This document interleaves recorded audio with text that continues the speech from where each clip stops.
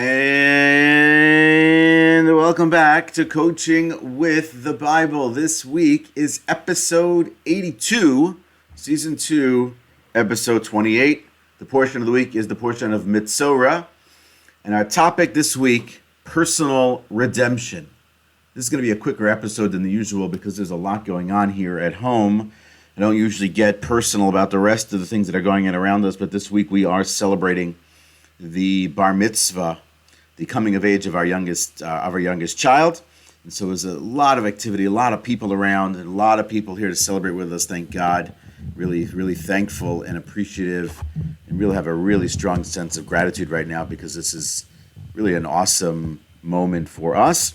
And so a quick hit in Coaching with the Bible and personal redemption that comes out of the story of the person with leprosy, the biblical leprosy, who we spoke about a little bit last week. Redemption is a key component in the Bible. The people are redeemed, but also individuals can be redeemed. It's a living, breathing, real idea, not just conceptual. And so when the people of Israel are redeemed from the land of Egypt, so that is like everything, right? That is a story that has had its purpose and value and inspiration for generations and generations, for millennia.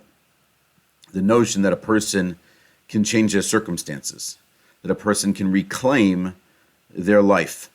It's possible.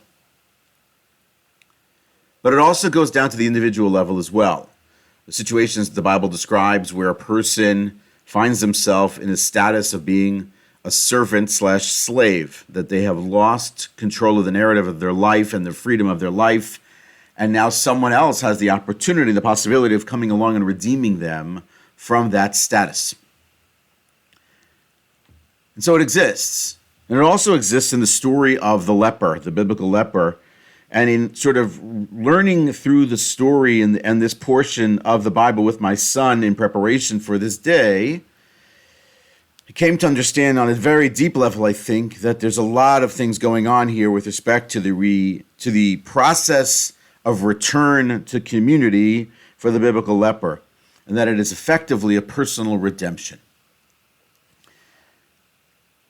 So what does that exactly mean? How does that actually work for us? Not in necessarily in the biblical sense or the religious sense of redemption. I think that applies, and that's how the religious community thinks about it. But the notion of an individual doing whatever it takes to reclaim their world, their life. And so in the biblical sense here with this person is that it's a very long and arduous process. And it tugs and pulls at different emotions. It tugs and pulls at their intellect. And it pushes them physically, psychologically, spiritually to do better. It's powerful business. And so when we were researching it and learning it together and studying, I came across the idea, I shared it a little bit of it with some of my colleagues at work, that there is a borrowing of event going on, of process going on for this person from many other places. That the person who is the biblical leper and their process back to purification, back to society, back to community, back to family, borrows from many other processes that exist already in the 5 books of Moses for other events and ceremonies that are similar and different. So here's an example. At the beginning of the process back, the Bible tells us that the person is to bring 2 birds as part of their offering to God, part of their purification process. The Mishnaic text describes what these birds are to look like. In fact, that they're basically to be identical in pretty much every single way that's visible to the naked eye. It's in fact the same description that the Mishnah uses to describe the 2 animals that are to be brought on the Day of Atonement, on Yom Kippur, that are brought into the sanctuary, one that's to be offered there in the sanctuary, one that's going to be sent out and thrown off a cliff. It's the same exact description. The only difference is that in the process here, it goes a little bit further in the sense that the bird that survives, that is then let free, is actually dipped in the blood of the one that is in fact sacrificed. So it goes further. Another example here in the Bible with respect to the biblical leper is the idea that in the process of his purification, the priest is to put some blood from the offering on his ear, on his big finger, on his thumb, and on his big toe. That same process appears by the dedication ceremony of the priest himself just a few weeks ago in the Bible, except that it goes one step further here as well, is that there's a second action, which is the placing of oil on that same location for the leper, but not for the priest. So again, it goes one step further. No less than 8 different processes are involved or related or connected through the prism of the biblical leper from other places in the Bible. In fact, I believe it's the most complex list of processes and requirements to get back in. So it's an amazing array of things. It's like, what's going on then? Like, what's really happening here? So what I believe is actually happening here is that there is a learning going on, and that's a personal redemptive learning process that is learning and active at the same time. And so we have to appreciate that that's the case with life, that when we get knocked down, which we talked about at the beginning of Genesis this year, and we have to get back up, there's a process in getting back up. That getting knocked down is step 1 in the process of better, and then it goes from there. And so personal redemption has its process. It's not the same for every single person, but it has its process. There's a cognitive, intellectual component, there's an emotional component, and there's a spiritual component as well. And so the person, first and foremost, gets knocked down. They assume or believe that everything is sort of rolling along, and then they are then shown to be a leper. And now everything stops, and step 1 in the process is getting punished effectively, getting knocked down, getting taken out of their routine, being uprooted. In this case, the person is sent out to an exile of sorts, out of the camp, alone, quarantined, isolated, with a lot of time on his hands. So step 1 is being uprooted and being punished for the act itself. In this case, we talked about the idea that the act is gossip or excessive gossip about others. Step 2 in that isolation is learning. A lot of learning, soul searching, a lot of keying into the behaviors and the actions that need to be rehabilitated, be reclaimed, to be changed.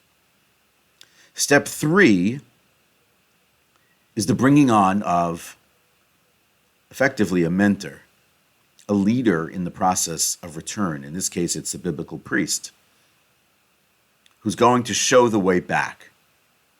And then step 4 is a very active and involved process of events and actions and practices that ultimately lead to the person returning to the camp, to their home, to their family, to their life, albeit better. It's not to return to what was before. It's to return, but to return in a way and in a manner not like before. The idea here then is that what the Bible is telling us and what a person has to appreciate is the idea of what does it mean to be part of community? What does it mean to be part of a people? What does it mean to be part of, in this case, holiness and purity? But effectively, for us in coaching with the Bible, what does it mean, or what do we want it to actually mean, to be an active part of society? And that we can play that role and we can be that person even if we've erred before, because we all do. And so that process, that 4-step process, is really important for us to appreciate that that's what's going on here. It's not easy. It's bumpy. It's long. It's arduous. It's difficult. But it's the only way back. And so what happens here for the biblical leper is this redemptive process is built into the Bible. First, the notion that the Bible accepts that this is possible, and to know that in our own lives it's possible. And then describing the way back. and the way to better. And when a person gets to better, everything then opens up. Everything else changes. And so it's the responsibility of the person to take his or her shots at better, to grab at opportunities for better life, to live on a different plane, to operate on a different path, to effectively, as I heard once described, swim entirely in different waters than before.